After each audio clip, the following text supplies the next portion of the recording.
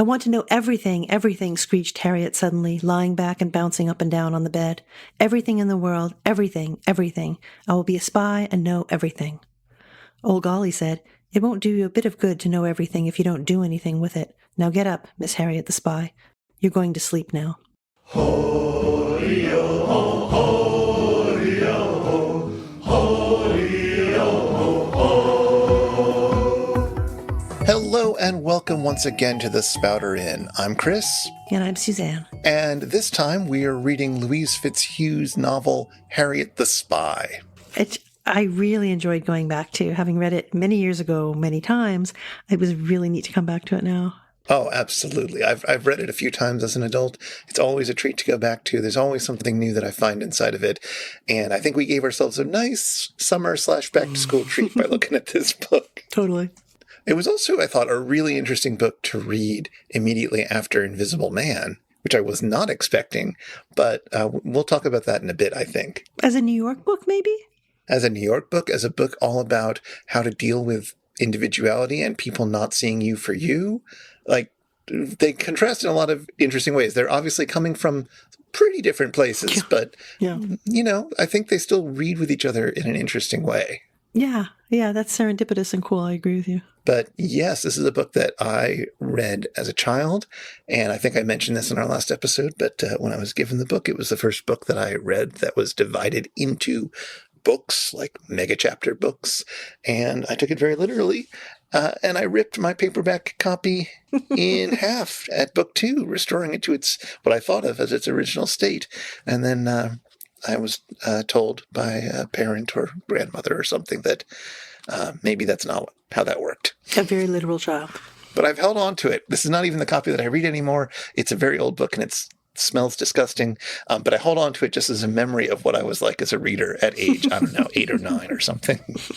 That's awesome. Yeah, it's in 3 books. And, but it's always odd, I think, when we're thinking about children's literature, like, I always feel a little anxious that it's sort of, aggrandizing to compare it to, like, Dante or whatever, right? But this 3-part structure does really interesting kind of work. And even though it's children's literature, like, I think I was about 10 when I read it. You said you were a little bit younger than that. It's got a really carefully thought out form. It's got a very dry wit to it, and it's pleasurable to read, I think, at other ages as well. Oh, yeah. It's very smartly written. Harriet is a delightful person to spend time with. I don't know what she would have been like in real life. But in terms of, getting to hang out in her mind and in her notebooks, it's terrific. She's super interesting. She might be a big pain in the butt, but she's super interesting. So let's dive into it. I don't have a lot of biographical information about the author, Louise Fitzhugh, but I'll tell you what I do know. She was born in Tennessee in 1928 to some wealthy parents who, when she was very young, had a very bitter divorce that was apparently all the talk of the town. Went to a private all-girls school, a little bit similar to the school that Harriet goes to, but in Memphis rather than New York City.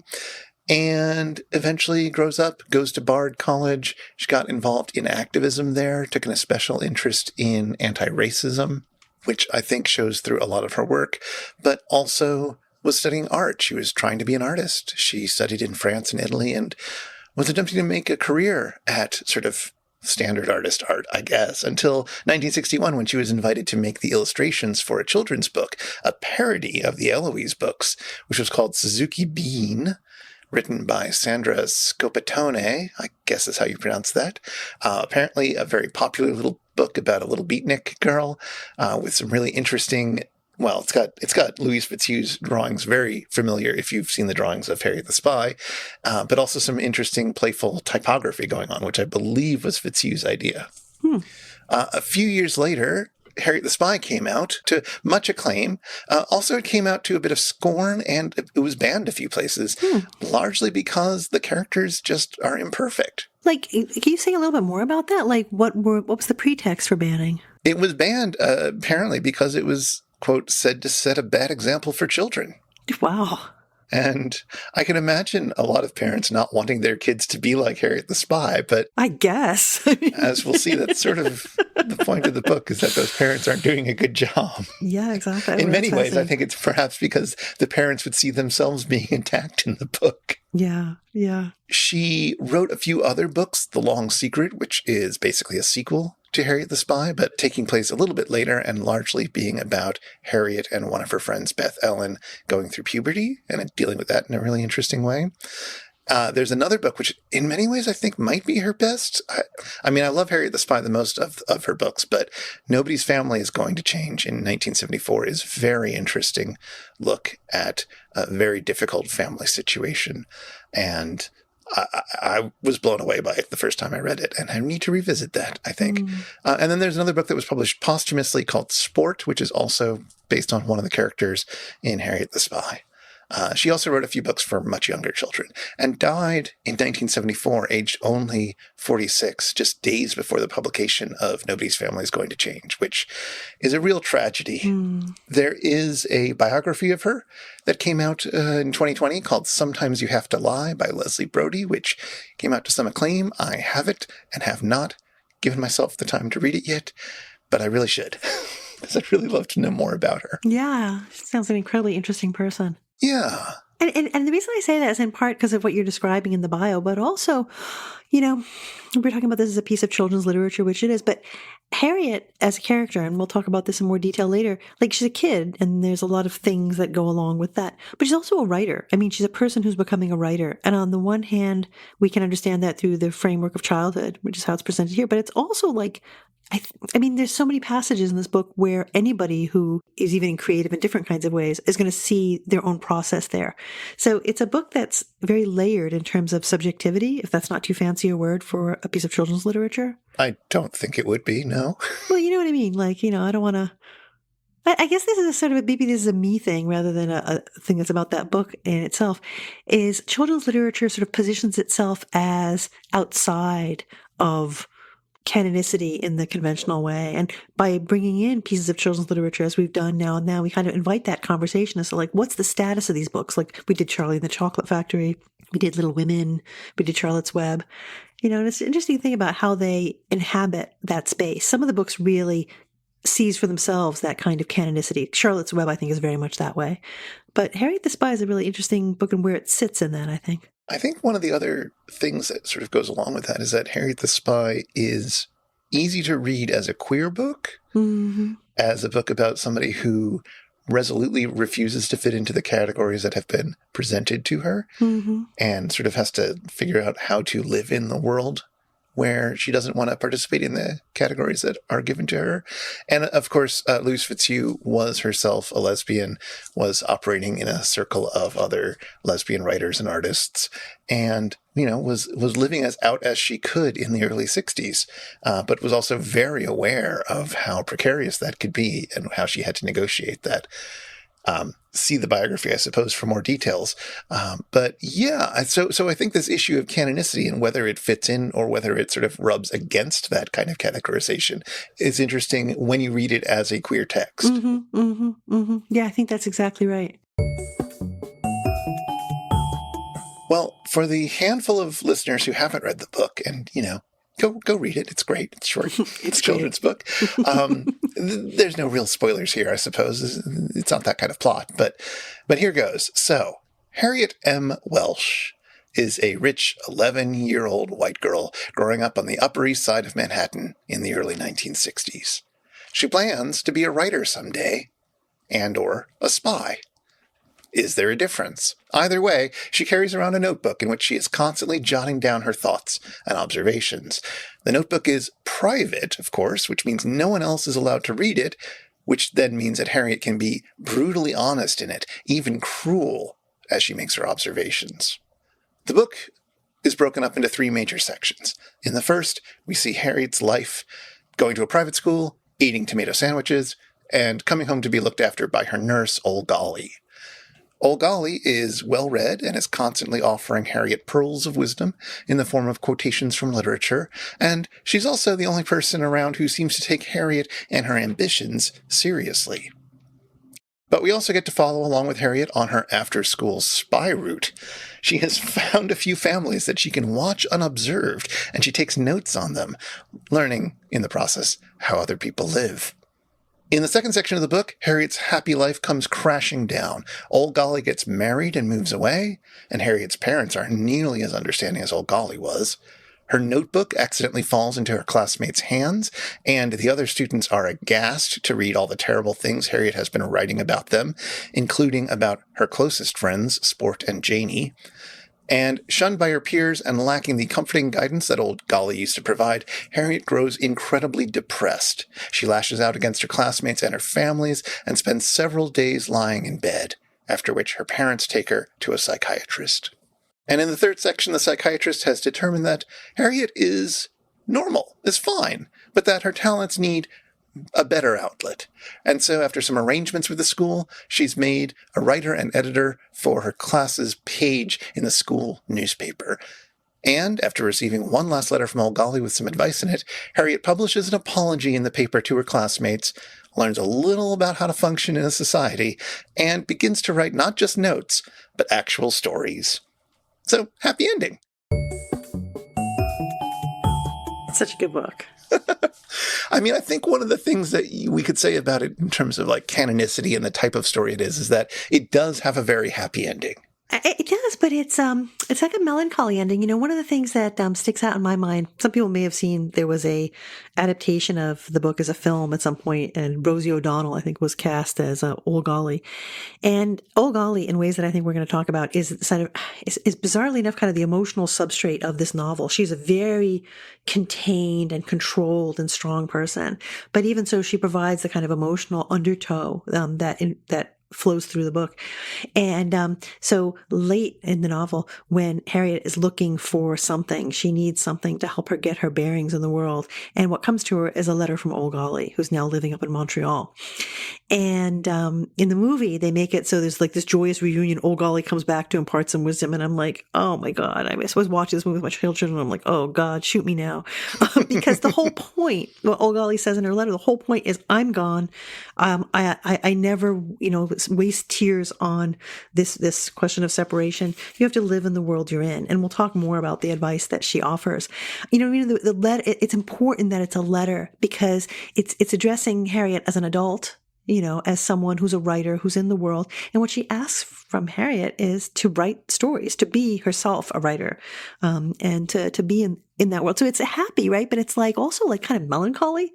You know what I mean? In the way that when you lose a thing. Remember when we read Charlotte's Web and we were talking about Fern and all the weirdnesses that are happening to her in that book and how she sort of almost disappears in a funny kind of way? Right.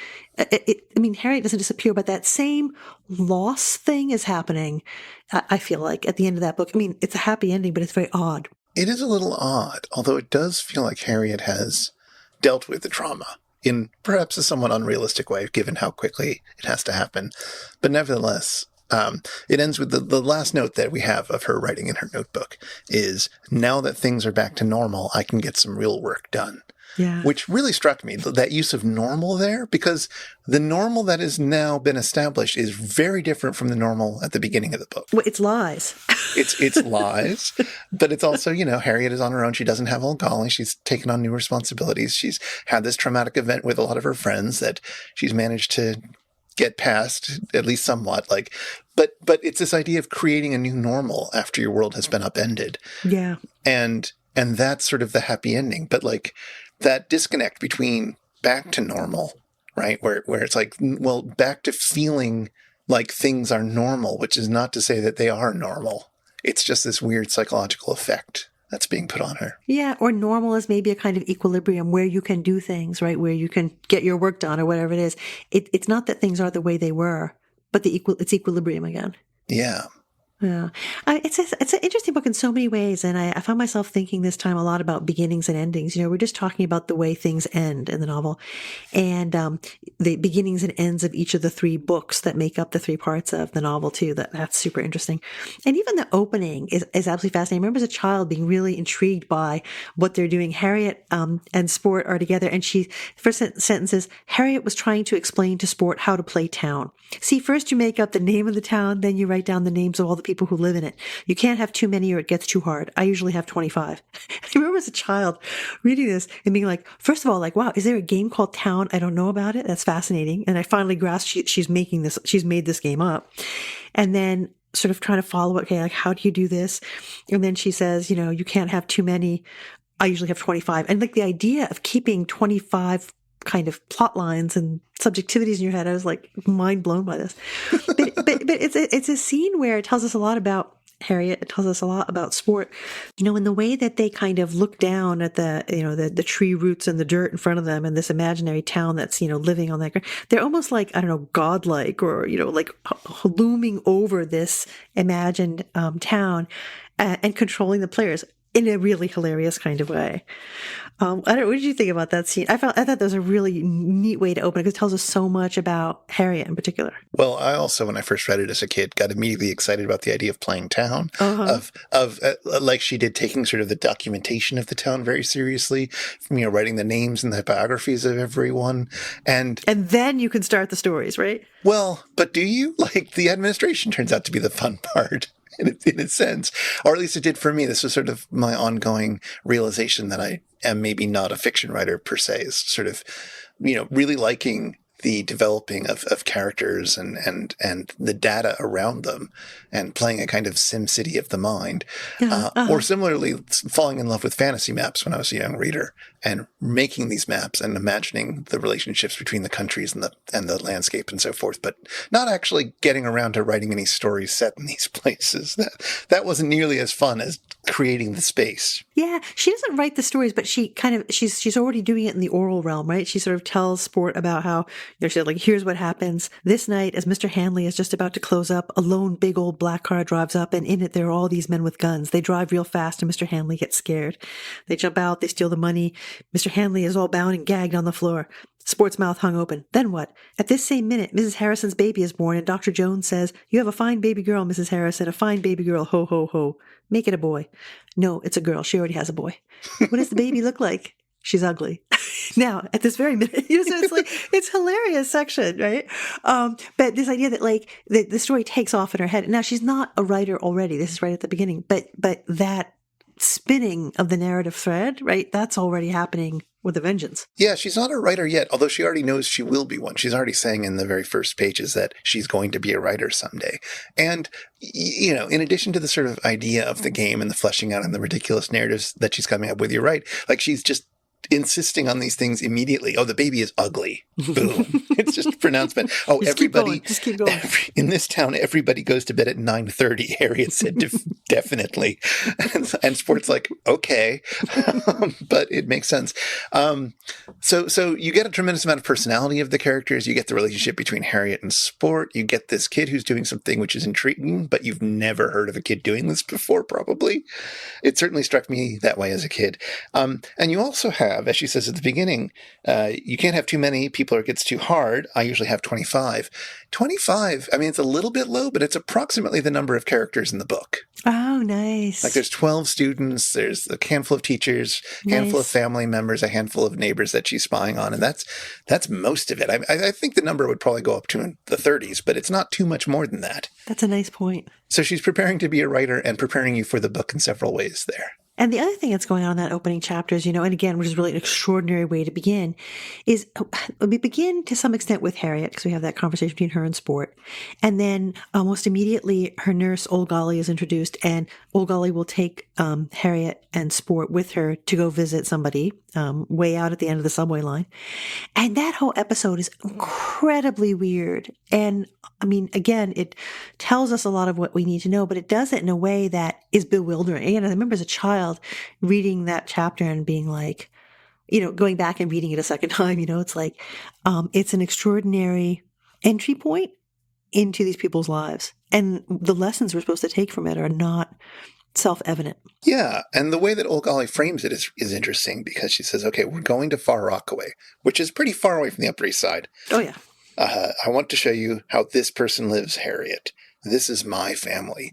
And it's very much about introducing Harriet to how other people live by showing Ole Golly's mother, who is a difficult woman, maybe. Well, apparently, like, limited in some way, right? Like, the book is unclear about exactly what's wrong with her because Harriet doesn't have a total understanding of what exactly the situation is.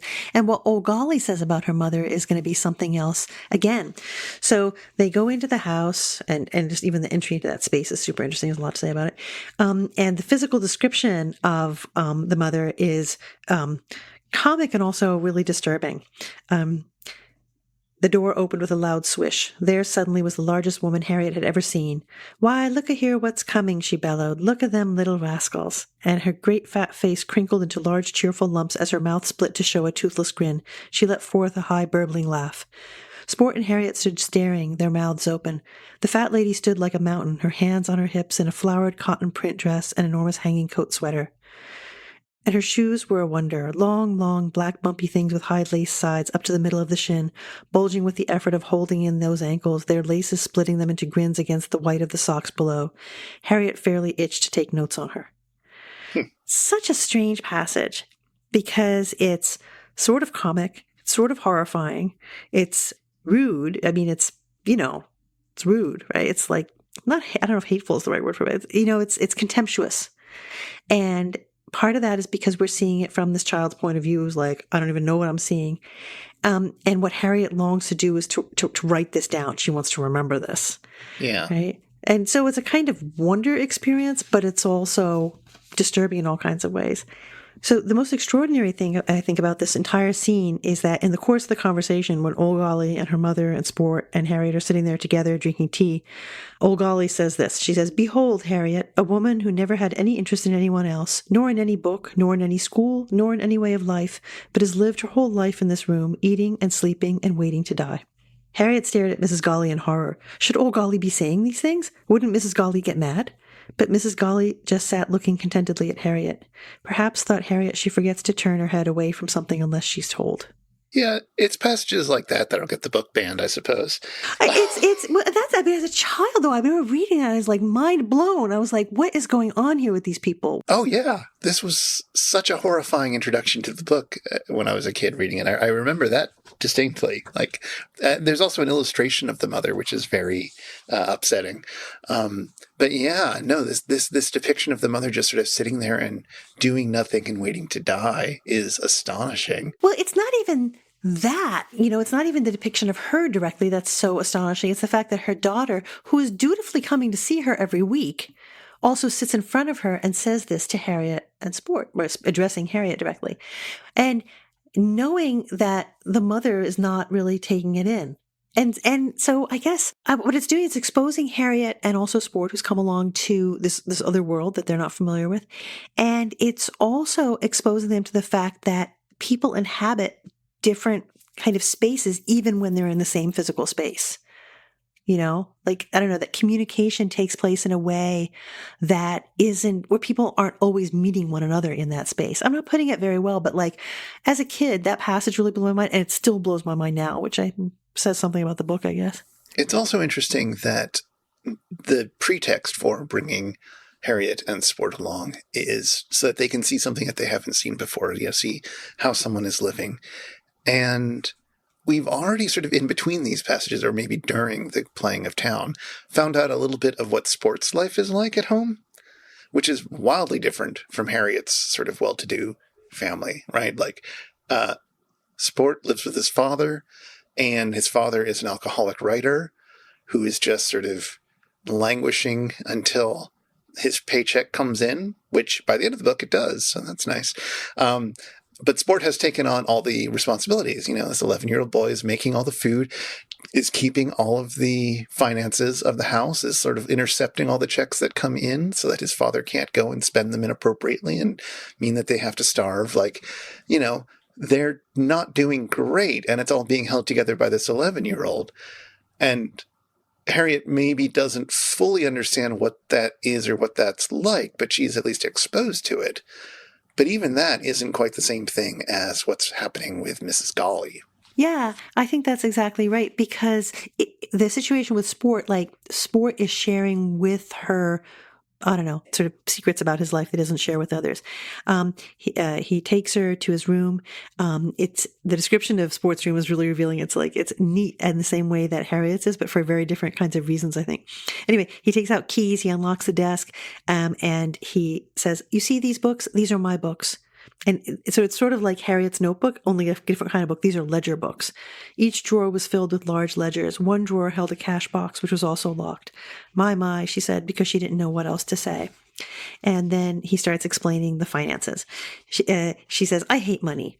And he says, well, you'd jolly well like it if you didn't have any. Harriet considered this. It was true. She'd never had to think about it. Well, gee, sport, do you like to do that? And he says, well, you need to do the math. I can't explain. He says, don't you know what I mean? Then you know where everything is. Oh, said Harriet, who did not understand at all. I mean, see, my father gets a check, and if I don't take it, then the next day it's gone, and he just throws up his hands and goes in his room and shuts the door. Then we don't eat. Gee, I never knew that about you, sport. It's like painful, right? He's opened this up to her, this fact of the way his life is, and she knows enough to know there's a gap between her experience and his, and to see that, but a deep understanding of what he's dealing with is not there. But it's different from the scene with Mrs. Golly, because what's shocking is not so much the exposure of the painfulness of her life, right? In the same way there's a painfulness to sports life, but the witnessing of Ole Golly talking about it. It's almost like, I don't know, this is kind of silly, but there's that biblical scene where the children of Noah kind of, this question of exposing their father's nakedness, and that becomes, that's sort of what Ole Golly is doing in a weird kind of way. She's kind of like exposing this thing in her family. And that's different in some way. In that, it would be like if Sport was doing that in front of, denouncing his father in front of Harriet. And he doesn't do that. Yeah, she's sort of pedagogically exposing her without her consent. Yeah. Sort of like an intern going around learning the diseases, but without having the consent of the patient. But even more intimate because it's her mother. Yeah. And that gets us into thinking about, like, again, it's the boldness of this book, but also like the character of Ole Golly, which I was fascinated by as a child. I was fascinated by a lot about this book, but the figure of Ole Golly, I was really drawn to because she's so strong. She's so controlling. But then, of course, I don't want to say abandons Harriet exactly, but that's how Harriet experiences it. It's a necessary abandonment, but that's how Harriet experiences it. Yeah. I want to point out before we talk about Ole Golly more, that in that first chapter, which is basically what we've been describing, we've seen bits of Harriet's lifestyle, bits of Sport's lifestyle, bits of Ole Golly's and her mother's lifestyle. We've seen sort of a wide range of ways that people live and socioeconomic realities that are meeting together in interesting ways. And again, just in the first chapter, just in the first, 15 or so pages of the book. Yeah, yeah. It's remarkably efficient. And I think most of that aspect of it, most of the socioeconomic aspect of it, just went way over my head as a kid. That real sense of like the disparity of wealth between Harriet and Sport and Mrs. Golly totally did not register consciously on my mind as I was reading it, though it was fascinating to come back to it as an adult and sort of piece together what I was reading and what I wasn't aware of as a child. Well, yeah, and one of the ways that plays out in the book is, in some cases, we learn very early on what the socioeconomic situation is of a character, but in other cases, it's sort of gradually revealed in the course of the book as it goes on. So we know that Sport's mother does not live with them, and we know that they're living in an impoverished way. But then one of the other classmates that they have, is it Rachel Hennessy, where her father doesn't live with the family either. And that comes out belatedly in the book, and that's something that Harriet kind of uses in a strategic way. And so that's sort of bound up with economic status, but also, I don't know if class is quite the word, but like how people are seen in the world they're living in. Yeah, there's a wide variety of shapes of families and living conditions that are depicted throughout the book, including the various people of various social classes that Harriet spies upon, including all the people that are going to this seemingly elite private school in the Upper East Side, and some of the people who live outside of this that we encounter, like Mrs. Golly. And most of them think that their lives are normal. Mm-hmm, mm-hmm. Yeah. And there's this tremendous disjunction between Harriet, who, as you were saying, lives in an affluent, she's got a nurse, Ole Golly, living with her, and also there's a character who's referred to simply as Cook. Yeah. Right? There's also a maid who gets mentioned, but we never meet her. Exactly. So that's at sort of one end here. And then on the other end, there's Mrs. Golly, who's got her bathtub in the kitchen, right? Yeah.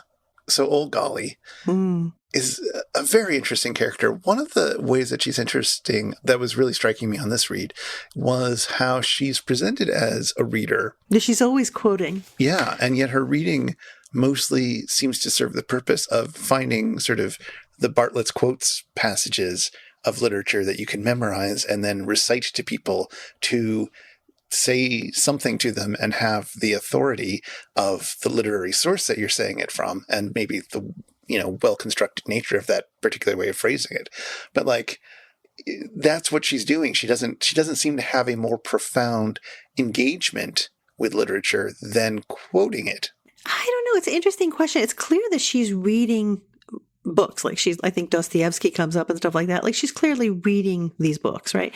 But she's not a writer. Like she's a reader and not a writer. That is, like she's a passive taker in, but she doesn't spin something out of it. No, nor does she interpret, especially. Yeah, but she does. But it's really pretty hilarious. Here's a beautiful example. So this is one night when they're watching a movie on TV and playing checkers at the same time, which is how they do it, because otherwise it's too boring. And so Harriet said to Ole Golly, thinking of Harrison Withers, "If people are alone all the time, I feel sorry for them. That inward eye, which is the bliss of solitude," said Ole Golly calmly. "What?" Yep. Wordsworth. "I wandered lonely as a cloud." "Well, don't you?" "What?" "Feel sorry for them. How sweet, how passing sweet is solitude." "What?" William Cowper. Retirement. "Oh, golly," Harriet said loudly, "you trying to say something?" "Yes." "Well, what then?" "Solitude, the safeguard of mediocrity, is to genius the stern friend." "What?" Harriet screamed with exasperation. Emerson, Conduct of Life. "Oh, golly." Harriet stood up. She was really furious. "Do you or don't you feel sorry for people who are alone?" "No," said Ole Golly, looking up quizzically at Harriet. "No, I don't." Exactly. And it goes on. It's just hilarious. But this is what I'm saying, right? Like she keeps repeating different quotes around this. Yeah, but I mean, she's pulling Harriet's chain, right? I mean, I suppose, but she's also sort of refusing to interpret the quotes that she's given. Yeah, well, but I mean, I see what you're saying about the Bartlett's quality of it, but I take it as pedagogical, Yeah, I mean, I suppose. I mean, that seems to be part of it, absolutely. But I don't know. The novel makes a good case for the sort of width and breadth of her reading, but not necessarily the depth of it, which I think is very interesting. Yeah, that is an interesting point. And yet, saying that, she's fully supportive and very nuanced in her understanding of Harriet's plans, what Harriet needs, both sort of emotionally and pedagogically. That's really remarkable. She's extremely rational. There's a wonderful moment when Harriet doesn't want to go do dancing lessons with, apparently both Harriet's mother and Harriet's friend Janie's mother have decided that the girls at a certain age, they need to learn to dance. They're going to take dancing lessons. And Harriet, of course, outraged at this. She absolutely does not want to do it. She has a huge fit in front of her parents. And then the parents send Ole Golly to deal with her. And Ole Golly says, "Well, you're going to be a spy. What do spies need to do?" And Harriet says, "Well, you need to be trained in like counter-espionage tactics." And she's like, "Yes, what else?" And, but what about female spies? "Well, the same way. Yes, but also think about Mata Hari. Remember, we watched the movie about Mata Hari, where she was dancing with the general in order to lure him into a false sense of security before she, did her spy work. You might be in that position." And Harriet's like, "Oh." And Harriet's like, "Well, what do I do?" And Olga says, "Well, just go tell them you changed your mind." And Harriet goes down and says, "I changed my mind." And it's like, that's some real psyops, if you ask me. It is. And it also plays in with gender, right? Where Harriet is not thinking of herself as a spy in the mode of Mata Hari. That's right. Because that's girly. And Ole Golly's like, "But this is how the world is shaped. How are you going to fit into that?" Right? Exactly. And so there's going to have to be some sort of negotiation there. Yeah. And how shall I put this? Ole Golly's solution is pragmatic. That's right. It is, if you want to achieve your ends, you may have to bend in these ways to be effective at it. And that's part of the wisdom that Ole Golly is going to communicate. I mean, I don't know if I want to jump ahead to the letter she's going to send to Harriet at the end of the book. But Harriet's gotten to a really difficult spot, and her mom, on the advice of Harriet's psychiatrist, has reached out to Ole Golly and gotten her to write to Harriet. She sort of imparts to Harriet some good wisdom and tells her what to do if she runs into a problem. She says, "Naturally, you put down the truth in your notebooks. What would be the point if you didn't? And naturally, those notebooks should not be read by anyone else. But if they are, then, Harriet, you're going to have to do two things, and you don't like either one of them. First, you have to apologize. Second, you have to lie. Otherwise, you're going to lose a friend. Little lies that make people feel better are not bad. Remember that writing is to put love in the world, not to use against your friends. But to yourself, you must always tell the truth." So I mean, it's exactly the same kind of thing that we're talking about with regard to this dancing issue, right? If you're going to function in the world, these are the things you have to do. Yeah. And that's kind of a hard truth, right? That should be so, that you have to lie. But you must never lie to yourself, right? Ole Golly says you must always tell the truth to yourself. And then the other part of the letter, she says about missing one another. She says, if you're missing me, I want you to know I'm not missing you. Gone is gone. I never miss anything or anyone because it all becomes a lovely memory. I guard my memories and love them, but I don't get in them and lie down. You can even make stories from yours, but remember they don't come back.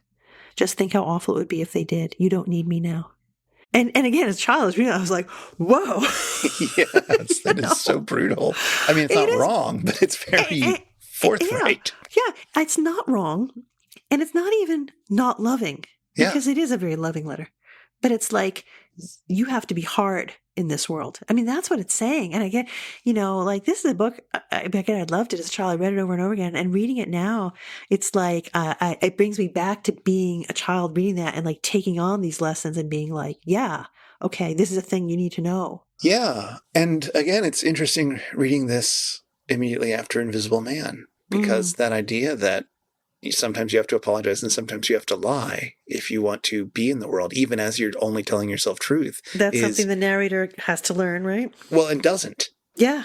Ends the book not having learned that at all. And in fact, it's hard to say, authorial intent versus what the narrator comes to conclude. But that idea that sometimes you have to lie is the antithesis of what everything is driving towards in Invisible Man. It's like that whole episode, remember when he's driving around the trustee and he's like, after he gets all reamed out, right, by the head of the college being like, you show people what you intend to show them. You don't, it's not about the truth or taking them to see what they want to see. You show them what we want to show them, right? You limit the exposure to truth. Exactly. You control the narrative. I remember you saying when we were reading Invisible Man, we were talking about like, is he a likable character, and you were like, no, he is like very not likable. What do you think about Harriet? Do you find Harriet likable? I mean, yeah.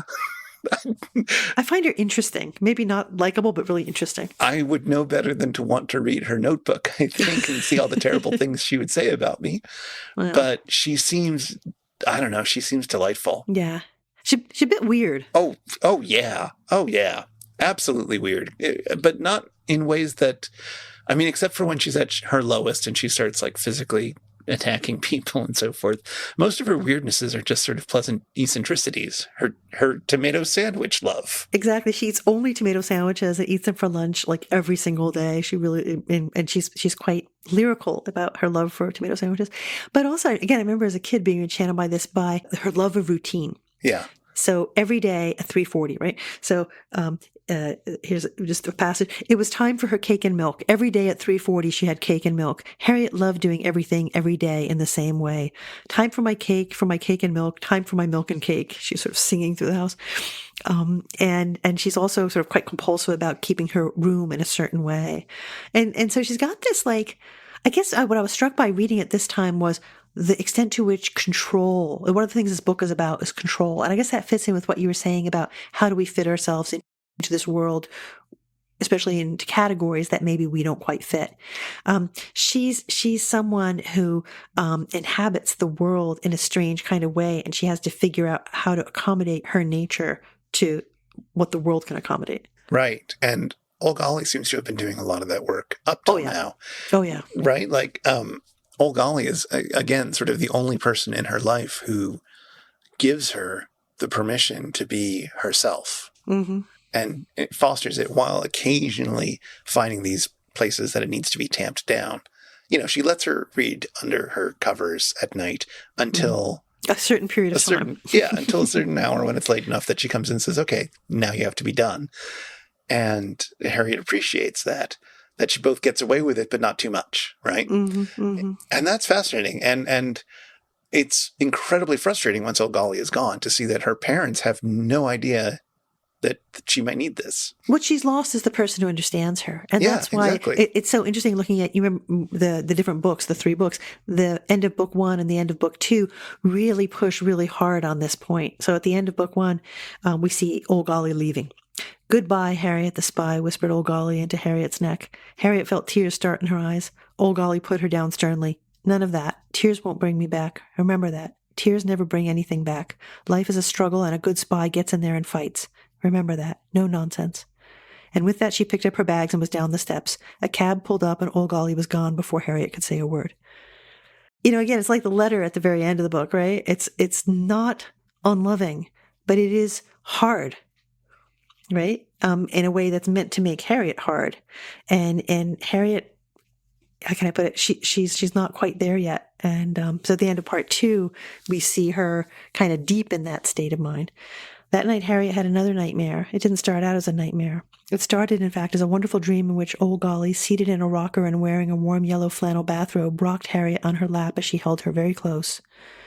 Harriet's mother came into the room. Harriet was still in her dream, screaming at the top of her lungs, "Ole Golly, Ole Golly, Ole Golly." She kept on crying softly even after her mother was holding her. Then she realized where she was and turned her head to the wall. This is really sad. It's a sad scene, yeah. Right? This state, but also it's incredibly interesting because it's her subjectivity is emerging in this kind of layered way. So she's in the nightmare.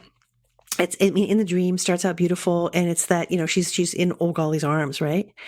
And when in the real world, not in the dream world, but in the real world, Harriet's mom comes into the bedroom, and Harriet is still inside the dream, but it's a nightmare now, and she's crying out, "Ole Golly, Ole Golly, Ole Golly."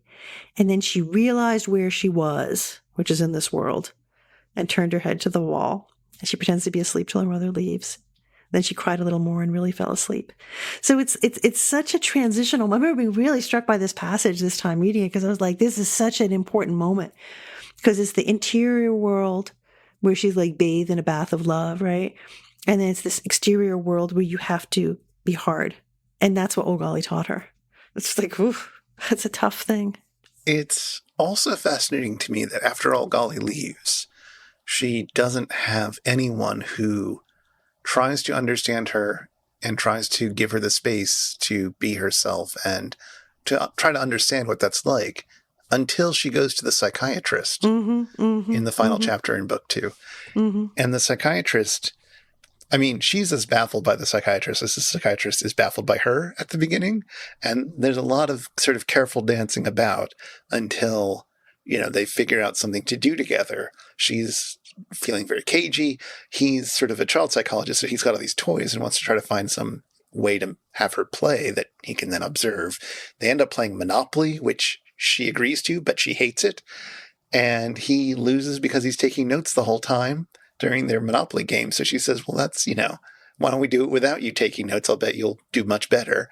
And so they played again. And then they played a third time where they're both taking notes. And that's finally, I think, when it all comes clear to the psychiatrist. We don't really get his interiority for that.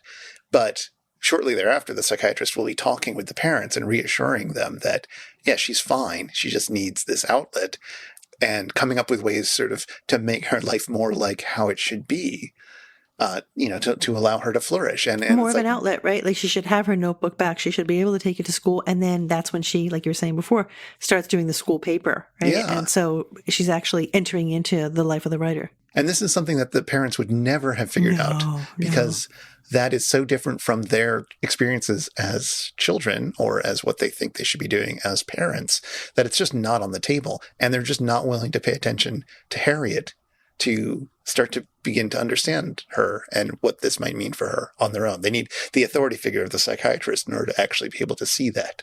Yeah, and there's this absolutely hilarious scene. I don't know if you loved this as a child as much as I did, but so the father's on the phone with the psychiatrist, and he explains how how Harriet's got this is signs of intelligence, she's exceptional, and so Harriet's of course listening at the door, being a spy, right? And she hears the whole thing, and then the father starts to talk to the mother. He thinks we should mumble a mumble to mumble mumble. Oh, how irritating. When he wasn't shouting into the phone, her father couldn't be heard. That's a splendid mumble. Mrs. Welch couldn't be heard either. And then the school, a mumble. Perhaps a project which would mumble her to mumble herself, and then this mumble wouldn't dominate. Then more attention, of course. But I should call Miss Whitehead and get this mumble started. And it goes on. I remember as a child being like, this is absolutely hilarious. But it's playful, but it's also like, adults are over here. It's a little like on the Charlie Brown cartoons. Wah, wah, wah, wah. Yeah. It's like they're in this other world. They don't understand her at all. And she's just understanding them. She's just beginning. I remember when I first reread this as an adult, that the thing that struck me perhaps the most about it, in addition to sort of encountering a few ideas about how the world operates that I realized were sort of thought technologies I learned from this book and didn't realize it. But the thing that really struck me the most the first time I came back to it was just how dark and sad it got.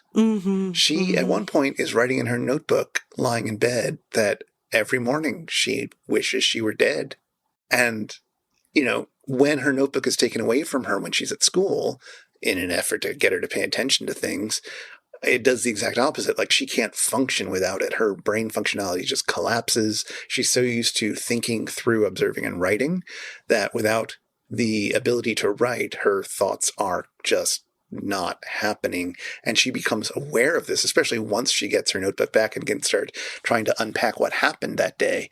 She realizes just how it just pours out of her. Yeah, and just how mentally diminished she was without the notebook, and like that she's living this kind of zombie life. It's very sad, and it's a bit terrifying. Oh, absolutely.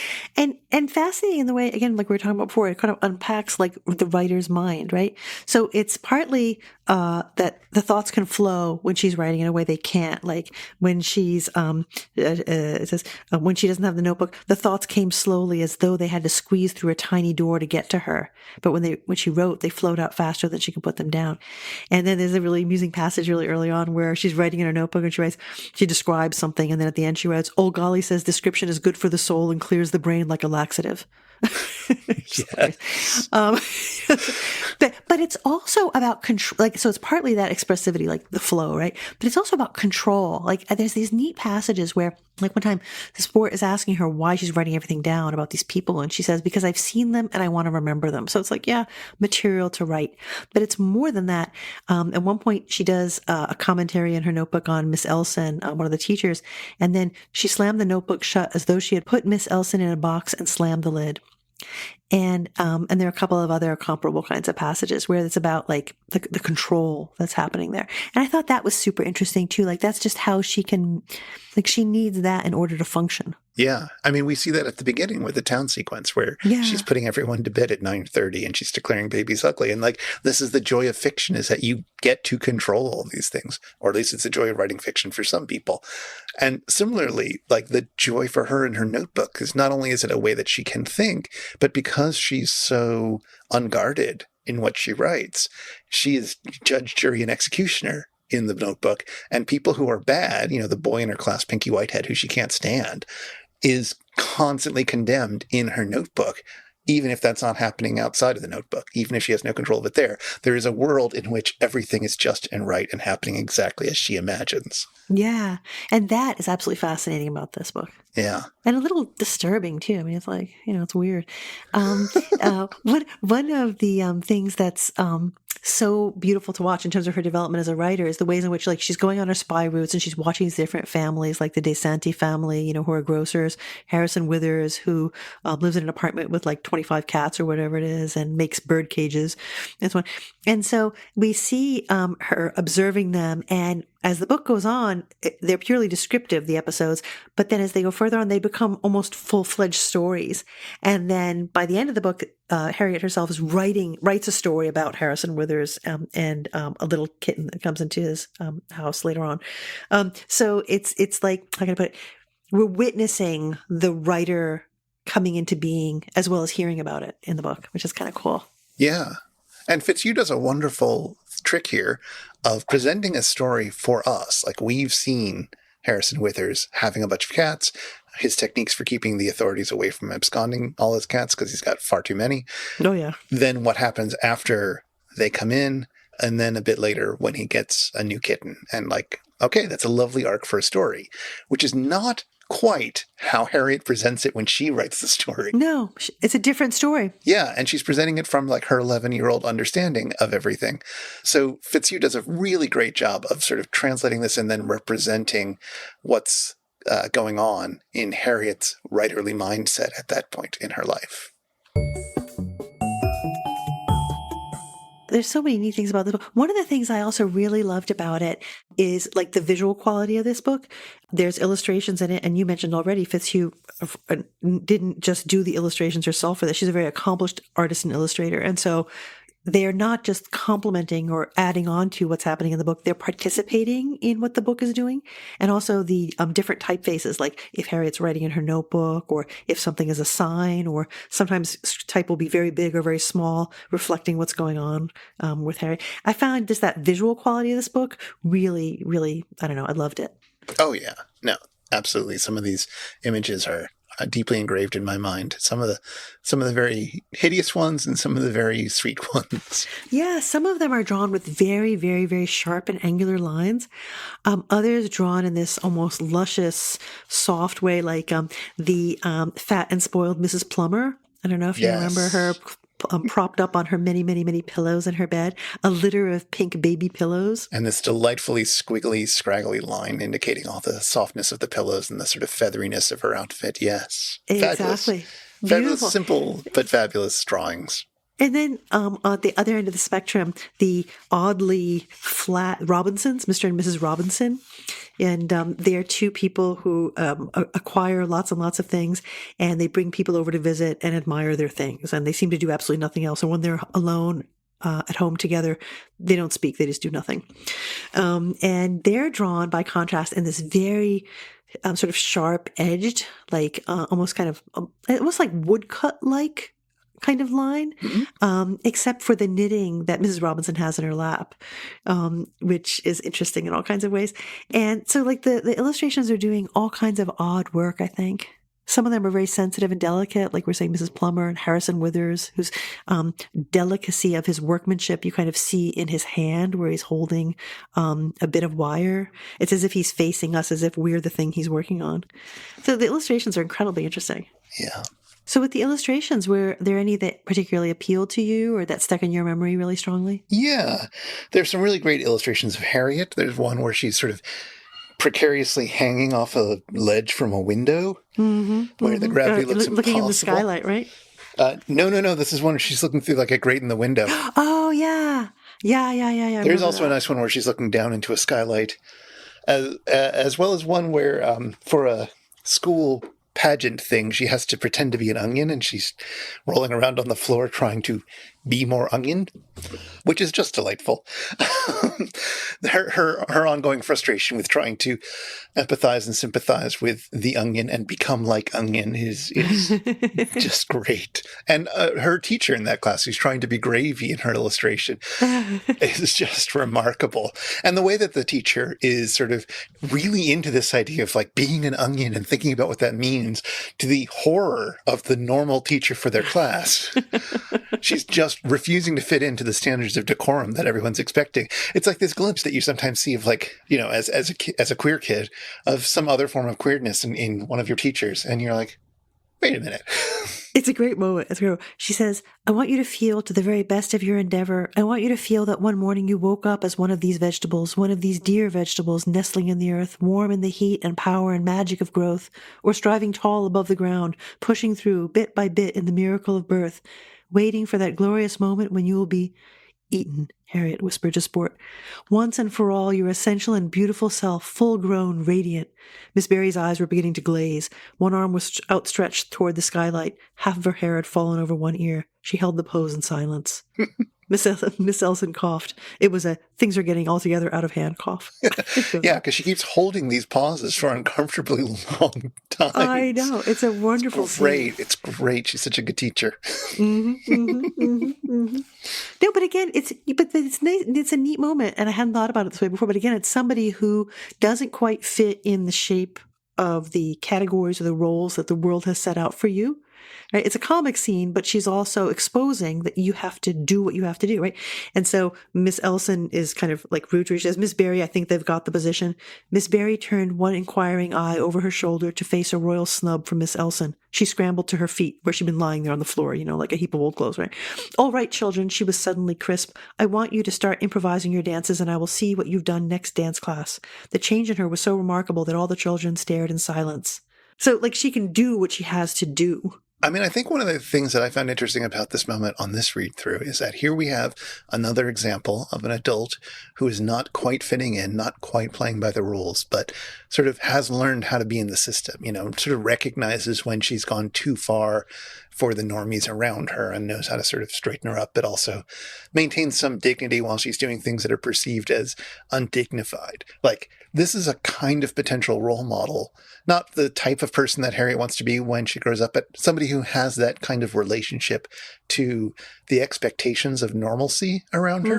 Mm-hmm. And that doesn't happen. Like, there's no connection or recognition. We as the readers might recognize this, but Harriet doesn't see it. There's no little moment. This is not one of the adults who recognizes something in Harriet and encourages her to flourish. Like, that doesn't happen. That's not her function in the book. And that disconnect is fascinating. Yeah. Yeah. There, as you said earlier, when you were mentioning the psychiatrist, Dr. Wagner, right? Very few adults other than Ole Golly, like almost no one, sees Harriet. You know, I mean, Harriet might see someone who is, I don't know, that she can learn something from, but they're not seeing her for what she is. Nope. And as Ole Golly says, sometimes you have to lie. That's a tough truth, isn't it? I mean, it's useful advice. Well, Harriet the Spy. What a delight. I could talk about that book all day. Oh yeah, easily. Everybody go read the book and then send us emails or Twitter messages or whatnot about what you love about the book, and then we can keep talking about it forever. Or we could just, do a Harriet the Spy episode every month. I mean, I'm sure there's a Harriet the Spy podcast out there somewhere. It should be. But I don't want to have to be responsible for watching like the new TV series that has just come out that looks not related to what I like about the book. I don't know. I haven't watched it. I can't say. Speaking about books that have new TV series out that are related to them, the next book that we're going to be looking at is J.R.R. Tolkien's The Two Towers. I can't wait. That's my, I was going to say it's my favorite. It is objectively the best of the 3 Lord of the Rings books. I'm looking forward to revisiting it as we start talking about other languages. But in the meantime, listeners, if you would like to get in touch with us, you can email us at spouter@megaphonic.fm, or we're on Twitter @thespouter. We'd love to hear from you. Show notes with links for anything we've mentioned in this episode are at megaphonic.fm/spouter/59, and the Spouter-Inn is one of the fancy little podcasts over at Megaphonic FM. So, until next time. Until next time, see you again at the Spouter-Inn.